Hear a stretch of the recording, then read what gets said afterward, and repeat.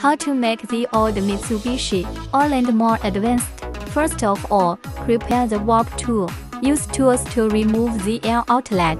Take off the other side. Then, remove the screws on both sides.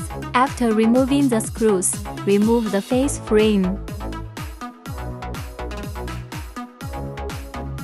Remove the 5 more screws from the host.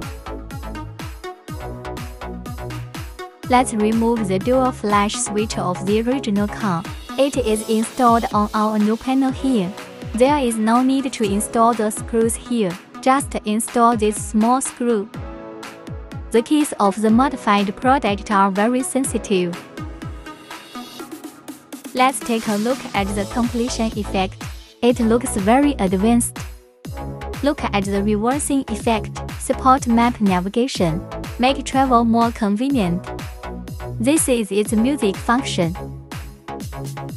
It has super versatile